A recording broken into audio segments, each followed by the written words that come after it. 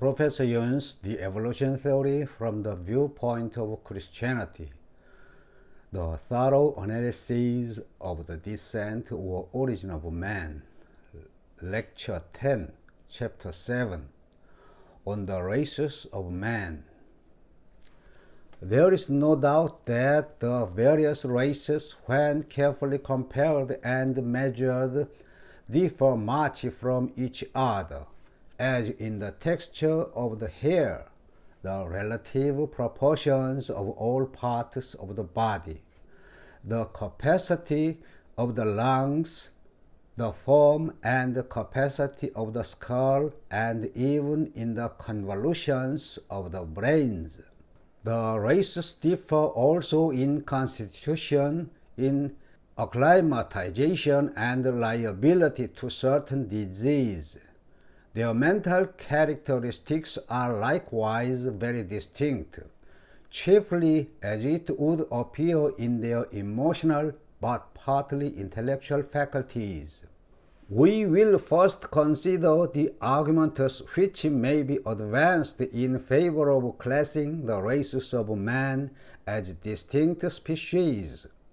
If a naturalist who had never seen a Negro, Hottentot, Australian, or Mongolian were to compare them, he would at once perceive that they differed in a multitude of characters, some of slight and some of considerable importance.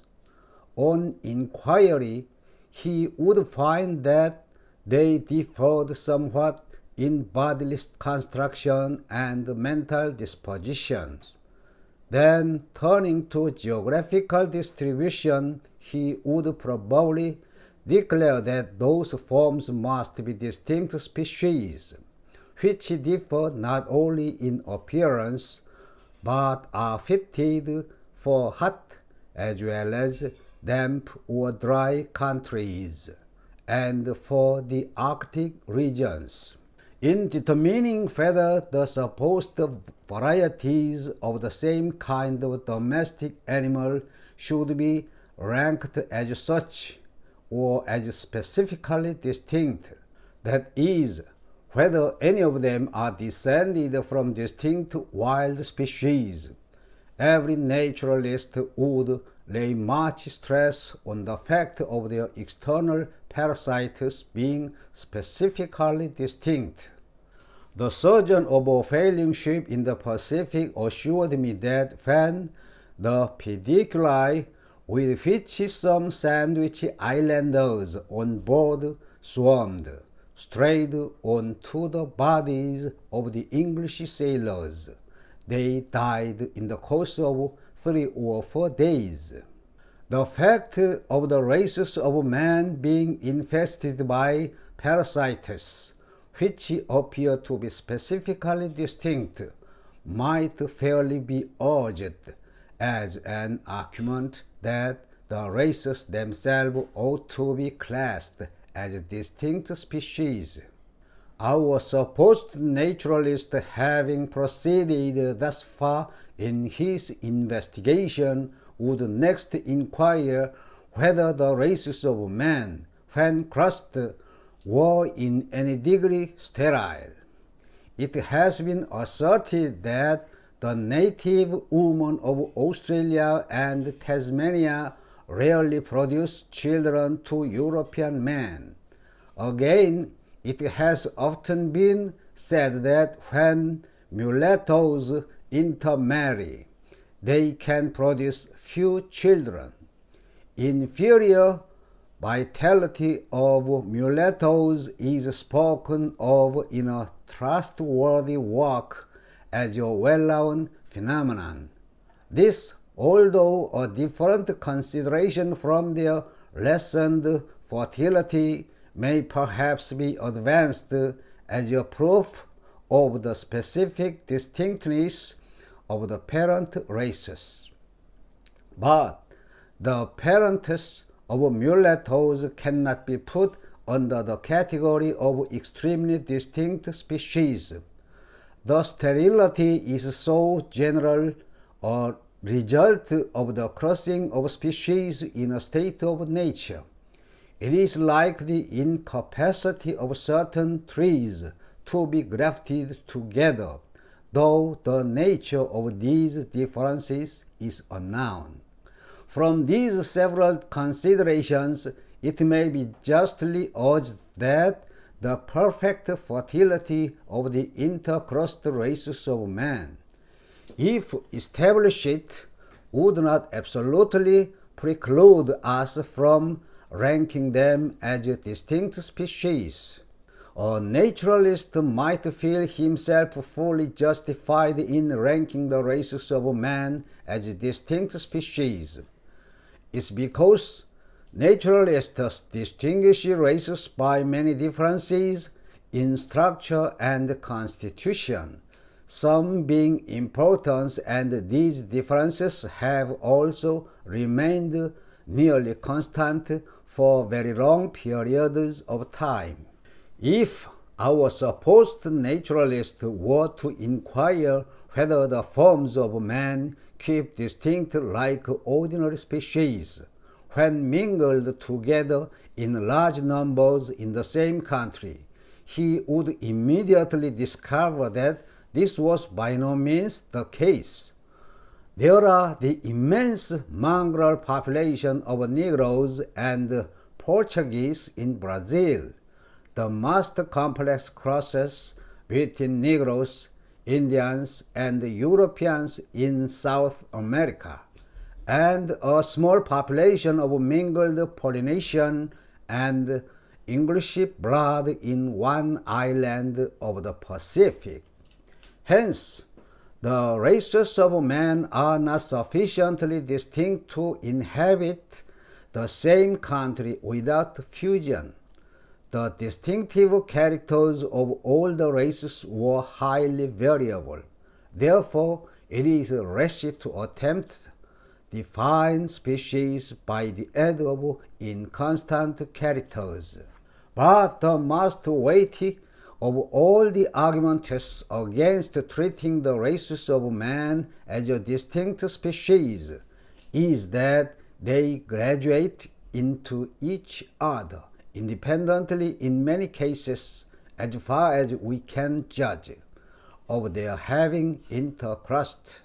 They are connected together by numberless gradations, and it is hardly possible to discover clear distinctive characters between them. If of a cautious disposition, he will end by uniting all the forms which graduate into each other under a single species. So again, species within the same large genus by no means resemble each other to the same degree. On the contrary, some of them can generally be arranged in little groups around other species, like satellites around planets. The question whether mankind consists of one or several species has of late years been much discussed by anthropologists, who are divided into the two schools of monogenists and polygenists.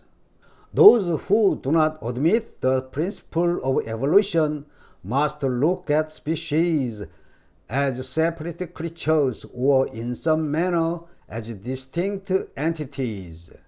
But the definition of the term species must not include an indeterminate element such as an act of creation. Those naturalists now who admit the principle of evolution will feel no doubt that all the races of man are descended from a single primitive stock. During an early stage in the divergence of the races of man from a common stock, the differences between the races and their number must have been small. Nevertheless, so arbitrary is the term of species, that such early races would perhaps have been ranked by some naturalists as distinct species, if their differences, although extremely slight, had been more constant than they are at present, and had not graduated into each other. He who will read Mr. Tyler's and Sir J. Lubbock's interesting works can hardly fail to be deeply impressed with the close similarity between the men of all races in tastes, dispositions, and habits.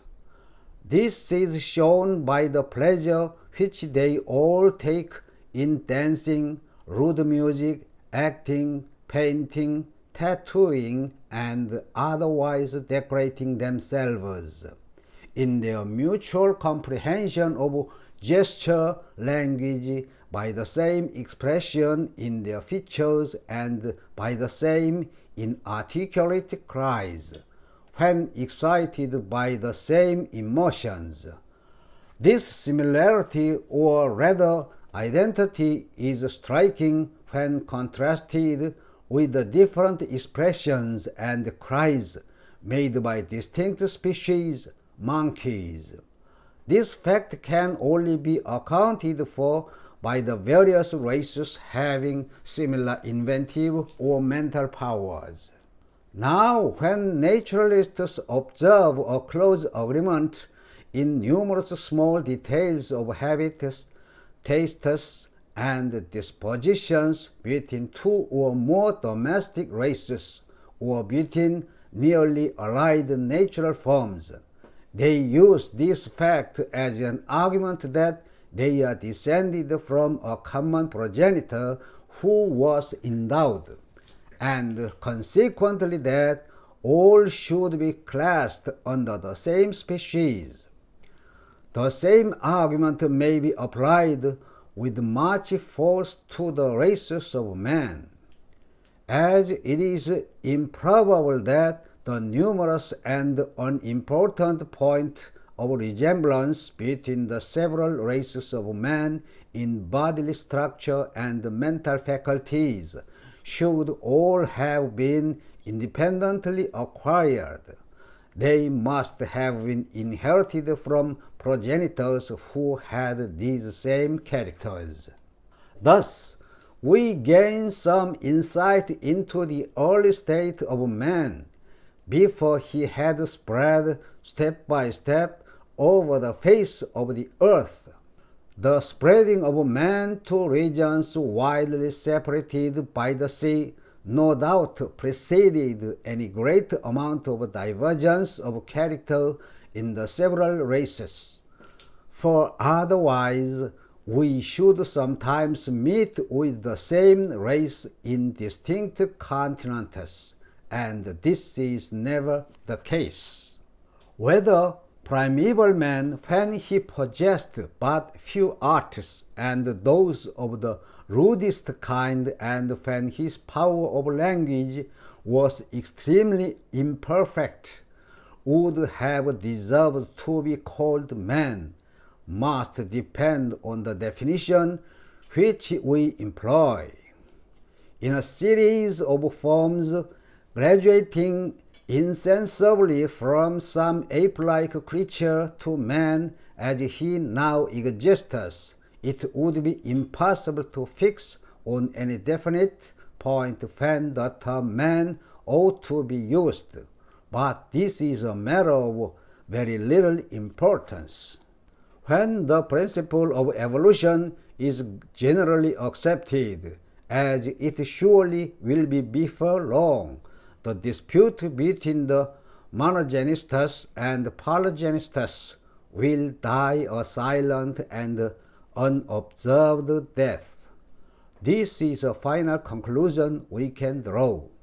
The above is an abstract of Chapter 7 of the Origin of Man. Shalom Aleichem.